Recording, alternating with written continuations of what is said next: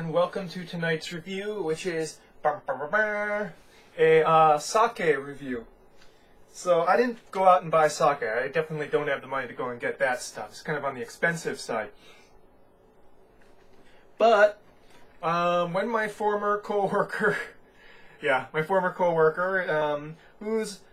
who didn't say goodbye to me when I got terminated, went to Japan, he brought back this as an omiyage. And this is a sort of souvenir sake bottle in the form of a miniature sake cask. You know, but it's just a glass bottle inside of a decorative cask. Now this isn't usually sold in the United States. It's kind of a Japanese thing. So I went and looked up the maker of it, and this is Suehiro. So the brewery's name is Suehiro. And this particular sake is called Komamekun. Now, it's not released in the United States, and what can I say about it?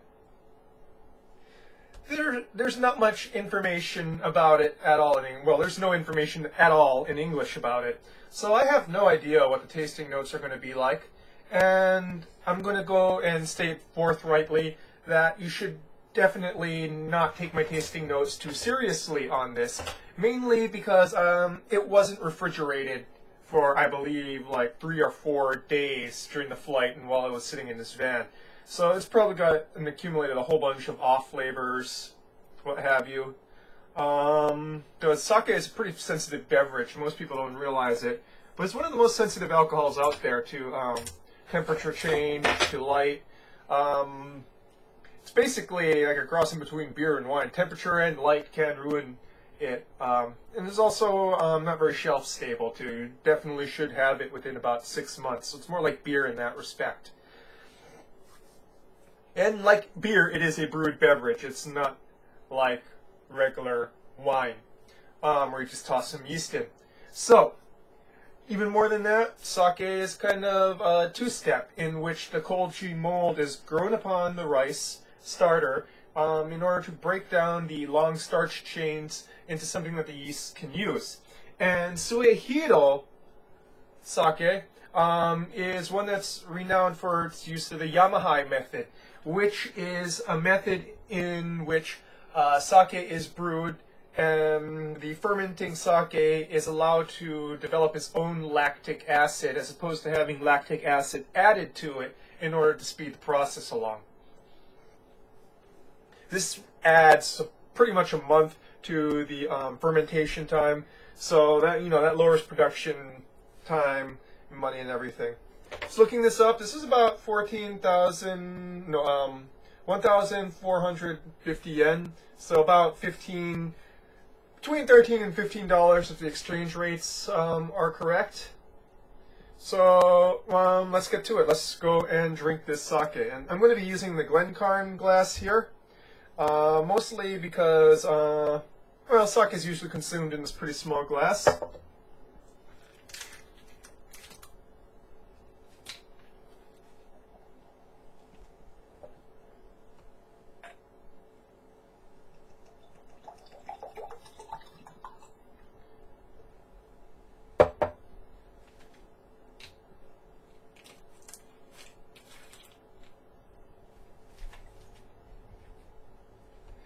Okay, straight from the refrigerator.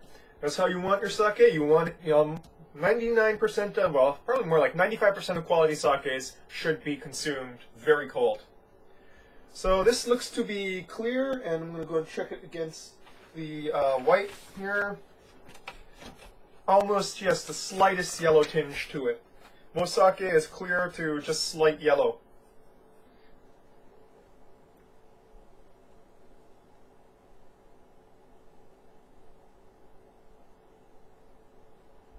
Unfortunately, it's got a little bit of an unpleasant funk to it, probably because it's a little bit on the old side, and because, like I said, it was exposed to heat. It wasn't refrigerated continuously.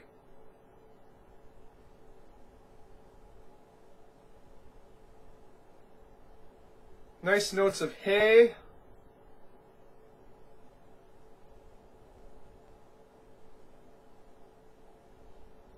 Some floral notes, some honeyed notes.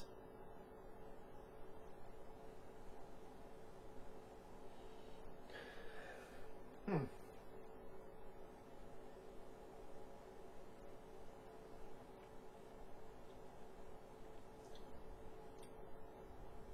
Hmm.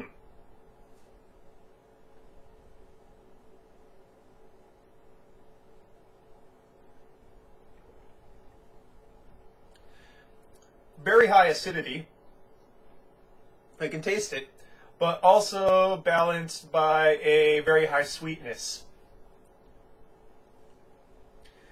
So the sweetness actually doesn't. The sweetness is not actually sensed. Well, you can sense the thickness of it. That's what I'm saying. But on the tongue, because of the high acidity of the sake, it's sort of balanced in that respect.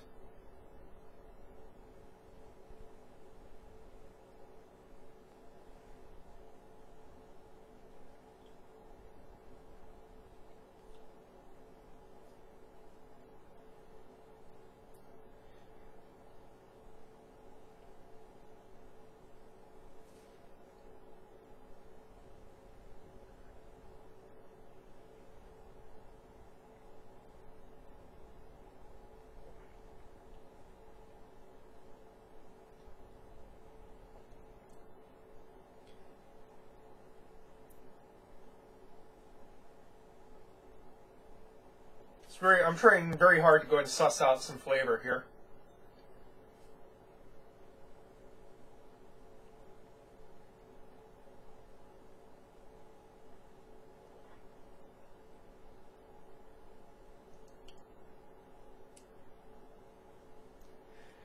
Generally fruity.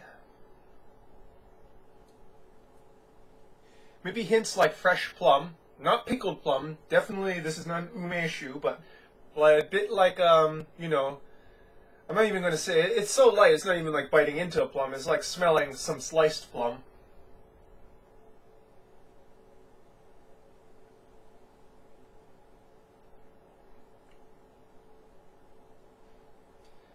Volatile notes of florals that you can kind of get up here, but not really on the tongue.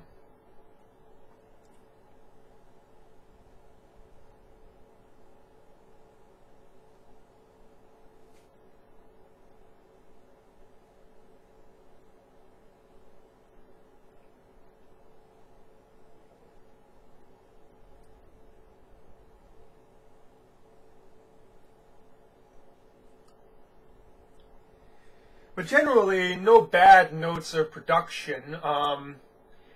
There's no off notes. There's just no real strong tasting notes to it, and I'm going to pretty much attribute that to both the age and because this is nearly it's at least 6 months old. I've had this in the refrigerator 3 or 4 months, and it probably had to be on the shelf in the tourism shop for a while before that too. So probably dating from about winter or so. And like I said, it wasn't refrigerated for a while, and Hawaii is quite hot and quite rough on sake. It really has to be, you really have to store sake at mainland style room temperature or below, somewhere in between, preferably refrigerated, but almost always below 76 degrees Fahrenheit.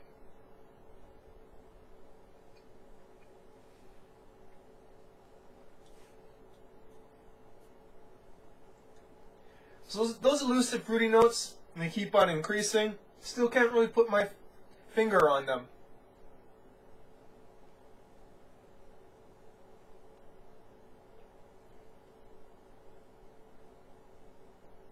Maybe some hints of lemon. Of course, that's probably due to the high acidity. Yamahai method kind of has a sort of high acidity to it because of the lactic acid buildup, natural lactic acid buildup.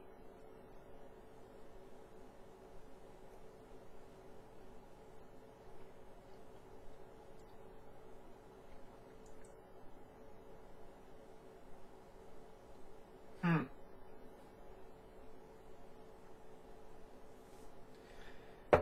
I really need to go and do more taste tests of sake, but I'm not a rich man, and sake is kind of an expensive thing to go and take up, even more so than wine.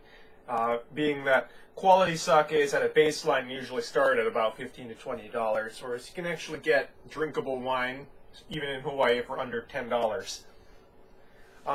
That said, I still love sake, still love Nihonshu, still love shochu. This is out of my budget range. I'm probably going to keep this little bottle here because, it makes a nice little conversation piece.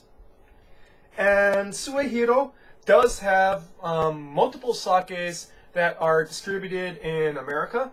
I'm going to keep my eye out for them. Apparently they're one of the biggest in the Fukushima area, the northern area of Japan. That area of Japan that was badly hit by the tidal wave. The brewery was still safe, though reading some of the news reports of it, apparently the brewery owning family had to go and prove that the water that they were using was not radioactive. So the brewery survived, the sake brewery survived, but we went through a little time of troubles, as did all of Japan during the 2011 tsunami.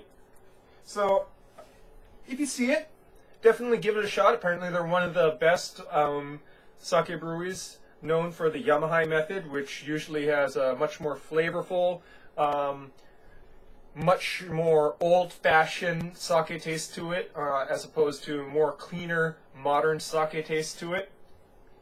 Might be a little bit rough for sake, well, not really rough, but a little bit abrupt for sake beginners. But nothing too funky, nothing too out there like namazake or koshu, which is aged sake. Namazake, which is unpasteurized sake. So, you see a bottle, definitely go and pick it up. If you're in Japan, definitely go and give this a little shot. Like I said, it's better than going out and getting some ozeki or, some bottom shelf, like bottom to mid shelf. This is still pretty top shelf stuff. It's a little bit unfortunate that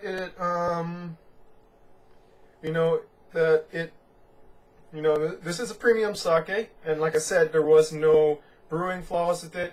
It's more just the fact that I let it sit too long, and it was subject to temperature extremes. So, I'm going to go and enjoy the rest of this bottle, and y'all have a good night. Kanpai!